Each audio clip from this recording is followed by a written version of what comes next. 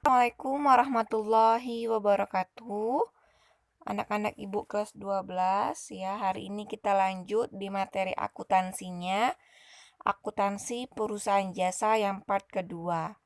Di part pertama kita sudah ngebahas tentang bagaimana ciri-ciri dari perusahaan jasa dan penyusunan jurnal umum ya.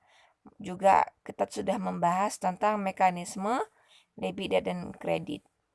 Nah, di bab kedua ini, di perusahaan jasa yang part kedua ini, kita akan memposting jurnal umum ke buku besar. Jadi ada pemindahan dari catatan-catatan transaksi yang kita catat dalam jurnal umum ke buku besar.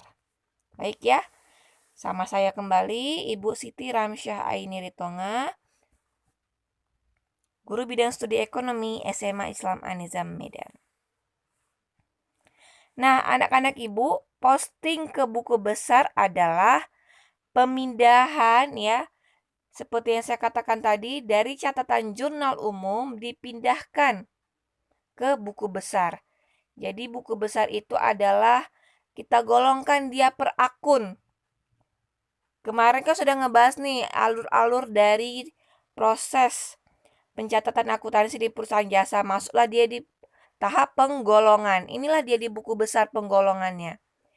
Jadi misalnya akun kas. Transaksi yang mempengaruhi akun kas kita golongkan dalam sebuah buku, satu buku. Gitu. Yang kedua misalnya ada lagi piutang. Transaksi yang membuat perubahan akun piutang nilainya kita buat dalam satu buku. Nah, jadi penggolongannya dia per akun. Oke. Di sini ada di perhatian, ya, perhatian bahwa ketika nanti pemindahan jurnal umum ya dipindahkan ke buku besar, jangan lupa apabila terdapat saldo awal sebelum memulai kegiatan akuntansi, maka dilakukan pencatatan saldo-saldo akun besar itu. Jadi misalnya sebelum ada transaksi jurnal umum ya, kayak kemarin ada penyetoran modal awal, berarti misalnya ada kas pada modal, itu transaksinya kan. Nah, misalnya penyetoran modal awal 50 juta, maka kas di debit 50 juta, kas di debit 50 juta, modal di kredit 50 juta. Contoh jurnalnya. Berarti kalau kita masukkan ke penggolongan akuntansinya, ke penggolongan buku besarnya, maka ada akun kas, ya, jurnal umum dari penambahan modal awal. Namun katanya apabila ya, jadi itu transaksi di bulan Februari yang tadi. Ya, berarti kan ada transaksi di bulan Januarinya.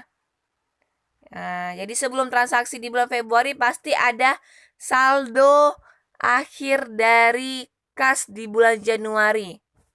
Maka saldo awalnya itu jangan lupa dimasukkan di buku besar.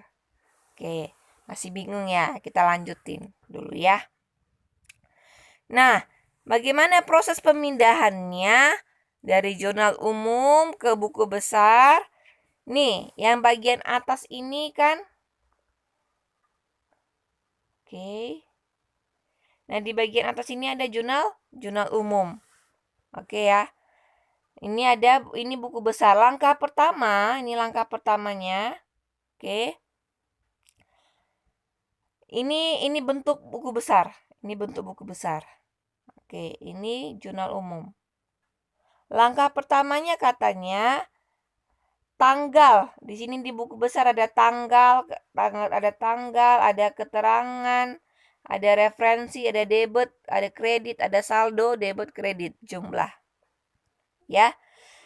Nah, di tanggal yang ada di buku besar ini kita ambil dari tanggal yang ada terdapat di jurnal umum. Contohnya, kita dimasukkan di buku besar akun perlengkapan kantor, ya. Di jurnal umumnya, dia transaksinya di tanggal berapa? Tanggal 2 Juli 2017. Maka di buku besar perlengkapan kantor kita masukkanlah dia di tanggal 2 Juli 2017. Ya. Langkah yang kedua, referensi. Ya. Keterangan juga gini, langkah kedua referensi. Referensi, lihat panahnya kita ambil dari halaman dalam buku besar, dalam jurnal umum. Ya.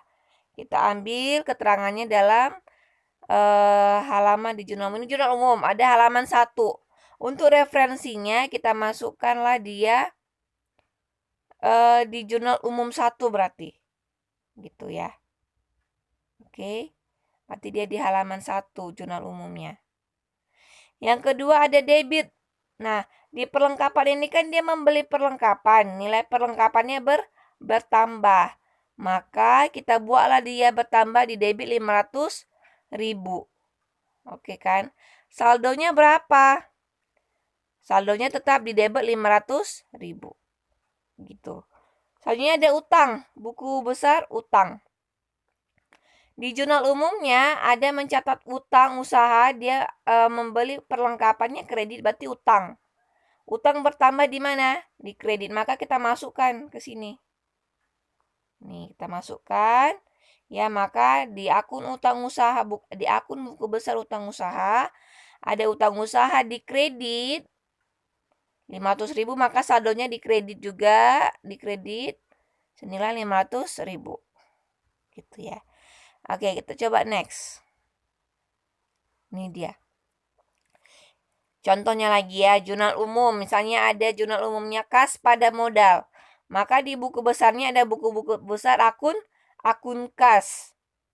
Ya, kodenya 111. Tanggalnya berapa? Tanggal 1 Maret. Dilihat dari jurnal umumnya. Nih. Ya kan? Dilihat dari jurnal umumnya. Keterangannya apa? Di sini dia jurnal umumnya. Kas bertambah itu karena apa? Pengaruhnya kas itu, transaksi kas itu apa? Terdapat modal awal Situan Sanjaya. Gitu kan. Maka di debit 45 juta. Saldonya tetap 45 juta. Selanjutnya ada buku besar modal. Ya kan?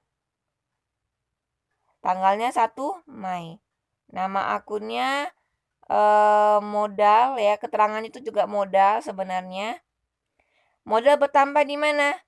Di kredit. Saldonya di kredit juga. Oke. Dia dibuatnya tanda merah minus merupakan saldonya itu kredit. Ya. Next. Langsung. Nah, ini dia. Misalnya ada jurnal umum ya. Ada tanggal 1, 4, 6, 9, 12, 15, 17, 25, 26, 27, 29, 31 jurnal umumnya. Ya kan? Kita kan mau buat buku besar itu penggolongan per akunnya. Ya, misalnya, yuk pertama kita mau buat buku besar akun kas. Ini ya. Oke, buku besar akun kas. Lihat di tanggal 1. Dari jurnal umum ini, lihat mana-mana aja mempengaruhi akun kas. Berarti ada tanggal 1, tanggal 4 ya kan? Tanggal 1, tanggal 4, tanggal 6, tanggal 9, tanggal 15, mana lagi? Tanggal 17, tanggal 25, 29 sama 31. Nah, kita golongkanlah dia. Oke, kita mulai dari tanggal 1. Ada kas di debit sebesar 45 juta. Masukkan. Ada tanggal 1, kas di debit 45 juta, saldonya 45 juta. Selanjutnya, ada jurnal umumnya, ada kas bertambah. Di debit 25 juta. Ya kan? Maka kita buat di tanggal 4, ada hutang. Di debit 45 juta. Berapa saldo kas kita? Awalnya 45 juta. Ya kan? Ditambah ada masuk lagi 25 juta. Maka saldo kita bertambah menjadi 70 juta. Posisinya di mana? Di debit. Ya kan? Karena saldo posisi normal akun kas itu kan di debit. Nah, Selanjutnya, mana lagi transaksinya yang mempengaruhi kas? Di tanggal 6, dia kasnya di kredit sebesar 7 juta. Kita masukkan. Tanggal 6, ya kan? Perlengkapan, dia memberi perlengkapan di kredit 7 juta. Kas kan kalau di kredit berkurang, ya kan? Berarti berkurang 7 juta. Awalnya saldo kita 70 juta, karena ada berkurang 7 juta, maka saldo kita 63 juta lagi. Gampang ya. Selanjutnya mana lagi yang mempengaruhi kas? Tanggal 9 ada prive. Prive-nya ada kas berkurang di kredit sebesar 5 juta. Kita masukkan lagi prive. Ada prive sebesar 5 juta di kredit, maka berkuranglah nilai kas kita. Dari 63 dikurang lagi 5 juta menjadi 58 juta. Mana lagi yang mempengaruhi kas? Ada tanggal 15. Ya kan? Tanggal 15. Ada kas bertambah di debit sebesar 15 juta. Maka kita masukkan. Ada pendapatan jasa 15 juta di debit. Bertambahkan kas kita 58 ditambah 15 juta menjadi 73 juta saldo kita. Selanjutnya, tanggal 17, ada membayar hutang. Kas kita berkurang di kredit sebesar 9.700.000. Masukkan lagi. Tanggal 17, ada membayar hutang usaha sebesar di kredit 9.700.000. Sisa tinggal berapa saldo kita? 73 juta dikurang 9.700.000, ya kan, berkurang. Berarti sisa kita tinggal 63 juta. Selanjutnya ada bayar beban gaji, ya kan? Beban gaji berkurang 6.200.000, maka dibuat di sini. Ada beban gaji berkurang 6.200.000. Berarti 63 dikurang 6.200.000, sisa saldo kita 57.100.000. Begitu juga dengan beban listrik dan beban air, ya. Berarti berkurang, dia mengurangi saldo kas, kita tinggal kurangin.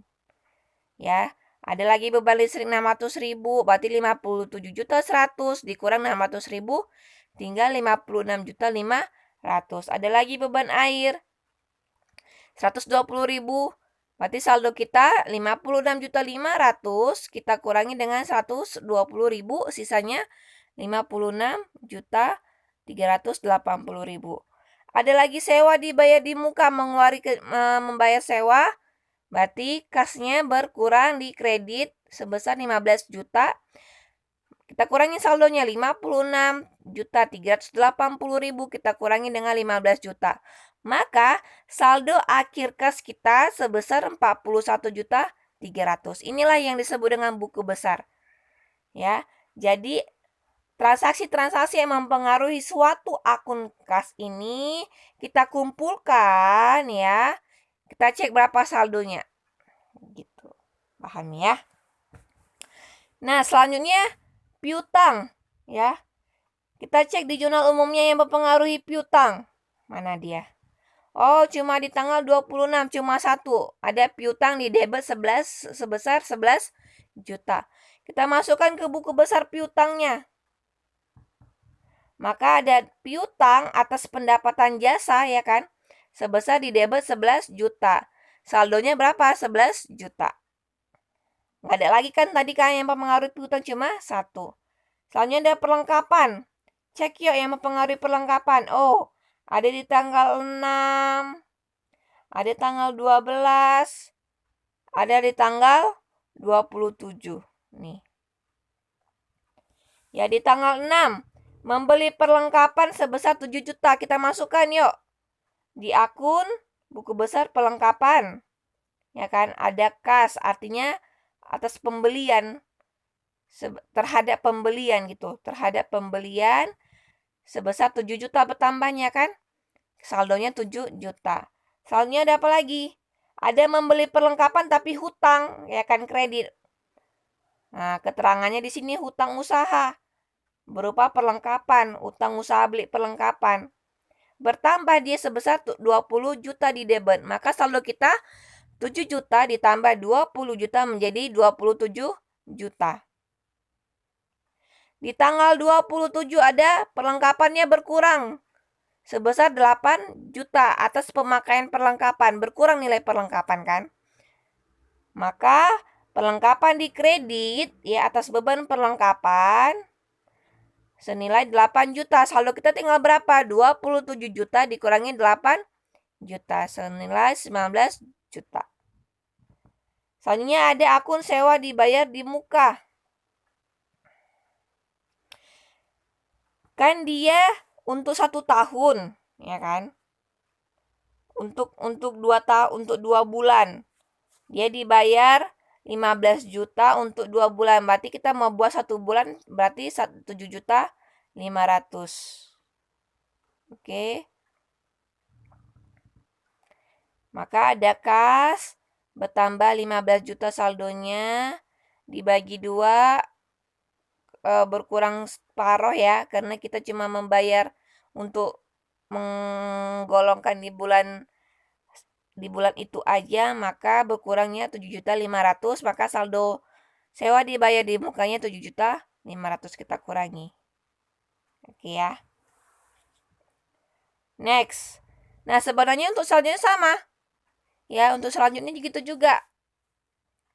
Ada modal. Ya, dicek di jurnal umum, oh cuma 1 yang mempengaruhi modal atas kas kan. Nah, modal bertambah atas adanya penyertaan uang kas. Berarti 45 juta. Kas kalau modal bertambah di mana? Di kredit. Nah, saldonya di kredit. Merah kenapa, Bu? Karena dia menunjukkan bahwa saldonya di kredit. Minus merah ya. Utang usaha juga. Cek di situ ada berapa aja utang usaha. Ya kan? Kita lihat. Rupanya di tanggal 12 Maret ya ada beli perlengkapan utang. Berarti utangnya bertambah. Utang bertambah di mana? Di kredit. Maka saldonya 20 juta di kredit. Ternyata di tanggal 17 ada utang berkurang atas kas. Artinya apa? Pembayaran utang. Ya kan? Pembayaran utang senilai 9.700.000. Berarti utangnya berkurang 20 juta dikurang 9.700.000. Tinggal berapa utang kita? 10.300.000. Utang usaha. Nah, utangnya ada dua ya, ada utang usaha, ada utang bank. Kita buat 2, kita bedakan. Ya, kita bedakan antara utang usaha dengan utang bank. Utang banknya cuma 1. Ya, atas peminjaman. Berarti kasnya utangnya bertambah di kredit. Saldonya 25 juta. Prive. Ya, prive-nya gitu juga cuma 1 transaksinya. Posisinya di debit. Maka saldonya di debit. Pendapatan. Ya. Cek ada pendapatan. Rupanya tanggal 15 ada pendapatan tunai. Ya kan? Ada pendapatan tunai, kas. Pendapatan atas kas tunai. Masuknya kas. Sebesar 15 juta. Saldonya 15 juta. Di tanggal 26 ada juga pendapatan tapi masih tidak tunai atau terhadap piutang. Pendapatannya senilai 11 juta. Maka total pendapatan kita berapa? Kita tambahkan. 15 juta ditambah 11 juta, 26 juta. Oke. Beban. Nah, untuk beban ini jangan kita gabungkan, tapi kita pisahkan. Ada beban perlengkapan, beban gaji, beban listrik, beban air, beban sewa. Dipisahkan. Ya, berarti satu-satu dia kan. Ada beban perlengkapan, terhadap perlengkapan, maka beban posisinya bertambah di debit. Maka ada saldonya di debit. Ada beban gaji bertambah tanggal 25, ceknya dari jurnal umum. 6.200.000. Ada beban listrik tanggal 29 bayar listrik. Di debit 600.000. Saldonya 600.000. Beban air juga tanggal 29 di debit 120.000. Beban sewa juga 7.500.000 ada. Oke ya. Jadi sangat gampang. Yang jelas tinggal saldonya ini ditentukan aja. Jadi kalau ada misalnya penambahan berarti ditambahkan, pengurangan dikurangkan. Oke ya.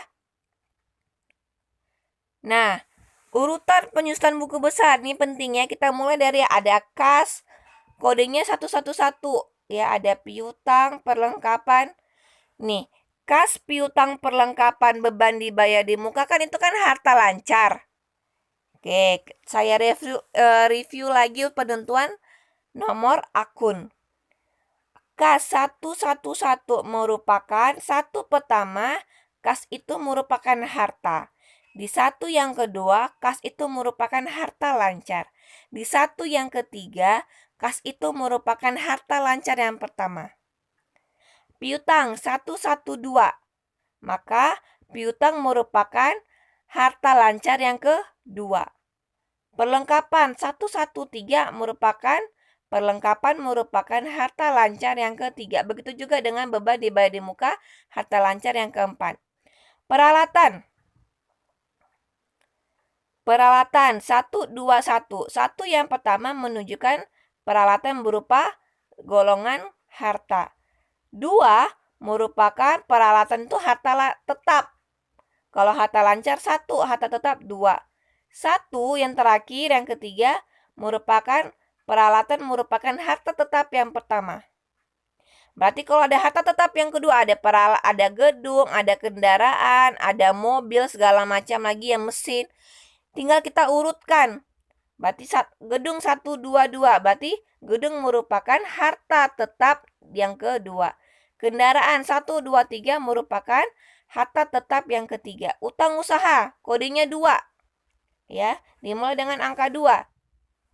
Berarti ada utang usaha 1, ada utang usaha, ada utang bank. Kita urutkan. Utang usaha 211, utang bank 212. Modal juga, ya, modal 3 dia depannya. 311 ada prive, 312. Pendapatan, ya, 411. Misalnya ada pendapatan usaha 411, ada pendapatan sewa lagi 412. Tinggal kita urutkan sesuai dengan transaksi yang ada. Beban juga gitu. Beban dimulai dari angka 5, ya, pokoknya diurutkan. 1 2 3 4 5. 511. Misalnya ada beban gaji, berarti 511. Ada beban air, kayak tadi ada banyak bebannya kan? Beban air berarti 512. Ada beban listrik 513. Ya, pokoknya diurutkan disesuaikan dengan transaksi perusahaan yang ada. Baik, demikian untuk materi kita pada hari ini. Diskusinya silakan di grup bila ada yang masih dibingungkan. Terima kasih. Assalamualaikum warahmatullahi wabarakatuh.